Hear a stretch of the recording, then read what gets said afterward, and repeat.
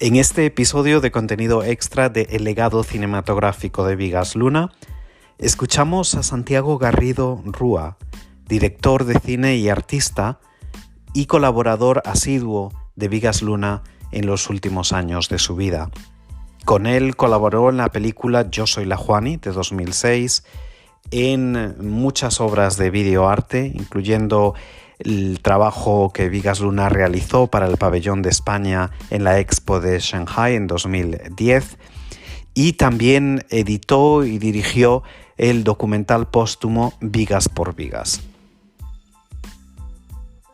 En este episodio, tomado de una grabación que Santiago Garrido produjo para el Instituto Cervantes con motivo de una Semana Cultural de Bigas Luna en agosto de 2020, Santiago habla sobre estas colaboraciones y también sobre su propia obra, inspirada en parte por su trabajo con el director.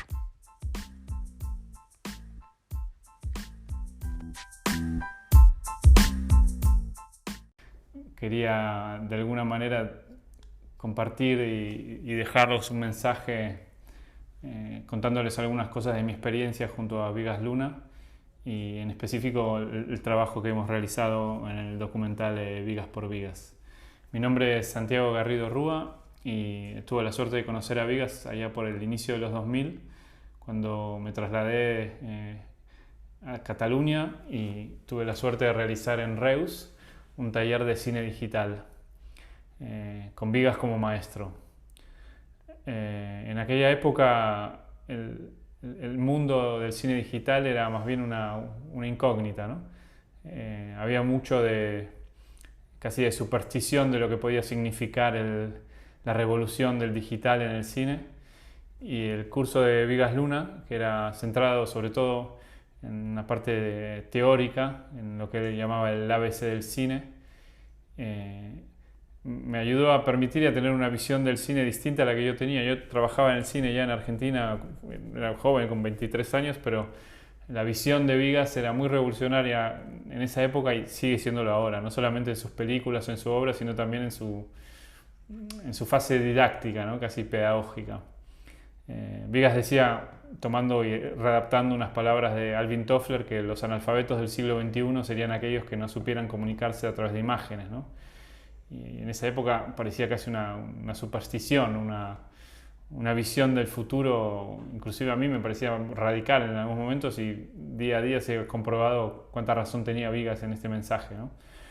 Entonces, trabajando con Bigas y tomando muchas de sus ideas, juntos desarrollamos un alfabeto audiovisual que hoy en día sigo poniendo en práctica. Hoy en día trabajo en cine, pero también trabajo mucho en educación con niños, con adultos, con adolescentes, compartiendo esta metodología que permite a personas sin ninguna experiencia, en poquísimas horas de formación, poder estar ya en grado de poder escribir historias, transformar una idea en una historia y luego poder rodarla, editarla y distribuirla. Entonces, a partir de mi acercamiento a Bigas, primero como su alumno, poco a poco comencé a trabajar con él en distintos proyectos, siempre al inicio como montador y sobre todo en el campo del videoarte, hasta que en el año 2004, en un proyecto que para mí fue un gran regalo, que se llamaba Nescafé 50 Minutos, en el que 5 directores representando 5 décadas distintas del cine español escogían un director Nobel, y ese director Nobel tenía que escribir una historia basada en algún episodio de la vida de su padrino, digámoslo así, ¿no? Entonces había grandes directores, desde Berlanga, Gonzalo Suárez, el propio Bigas representando la década de los 80, Julio Medem y Alejandro Amenábar, ¿no?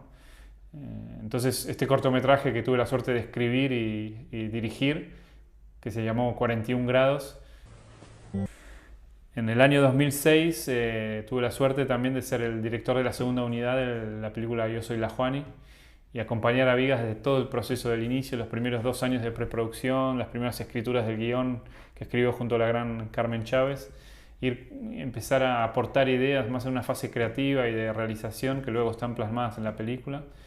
Y ese también fue un grandísimo recuerdo. Varios años de trabajo en esa película grandísimas anécdotas en distintos sitios de España. Y el resultado es una película interesante, ¿no? Para la época, un ejercicio no solamente buscando, inventando una estrella y creando una estrella que era la Juani, ¿no?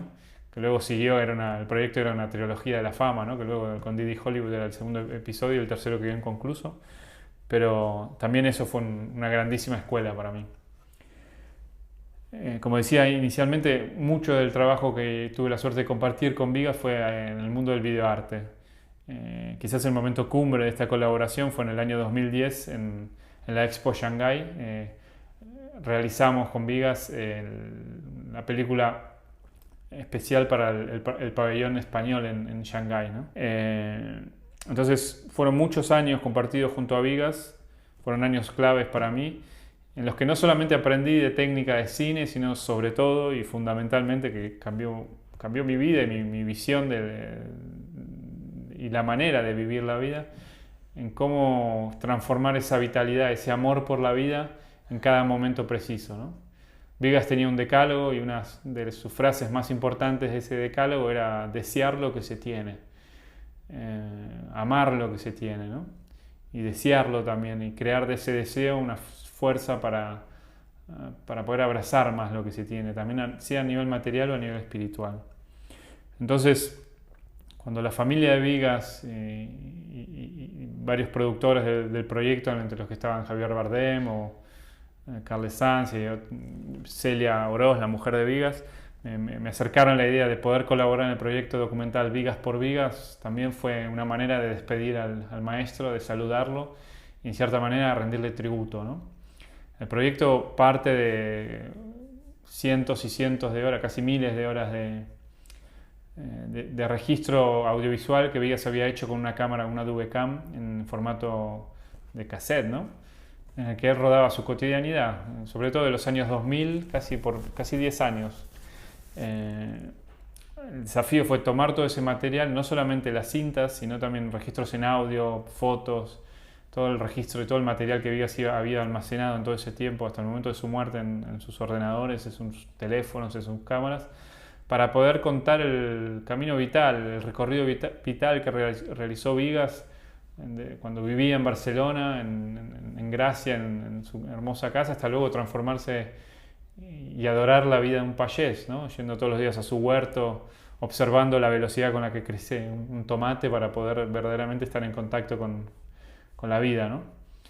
Creo que ese camino está plasmado en el documental y hay tantas anécdotas y tantos momentos únicos, ¿no? Vivir un día con Vigas era como vivir 3 días normales en soledad o con otra persona, esa intensidad, esa pasión, ese amor por la vida, decían que al volver a la casa uno luego de haber estado con Vigas tuviera todavía que procesar toda la información y todos los estímulos que había recibido. Entonces en el documental está todo ese camino y también sobre todo, y creo que es un punto importante, está la faceta del Vigas Luna creador visual, no solamente a través de la pintura o la escultura, sino también cómo estar en su huerto en compañía de sus tomates, de sus alcachofas, en compañía de todas esas creaciones, era también estar en el estudio de un artista, ¿no?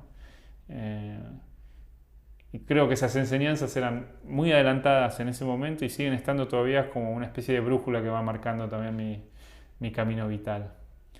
Entonces simplemente invitaros a ver el documental Vigas por Vigas, agradecer al Instituto Cervantes por toda la labor que ha hecho en los últimos años también para seguir manteniendo el legado de Vigas vigente, a Santiago Fous por también el trabajo que ha realizado y que sigue realizando con el Vigas Luna Tribute, con el apoyo de su universidad, la Universidad de Durham en el norte de Inglaterra, que tuve la suerte de estar este año realizando una fellowship en la que también estamos creando un video ensayo que seguramente luego del verano ya verá la luz.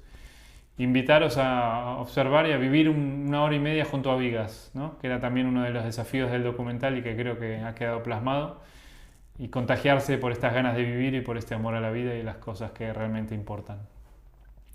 Un saludo aquí desde Cerdeña.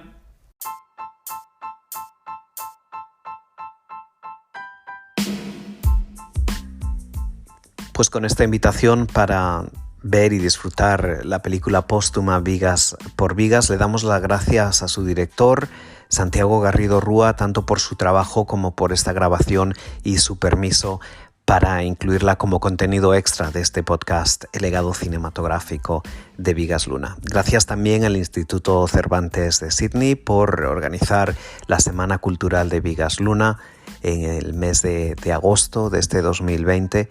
Y también les emplazamos a un nuevo episodio de contenido extra en el que volveremos a escuchar a Santiago Garrido Rúa y seguiremos hablando, por tanto, de Vigas Luna. Les esperamos.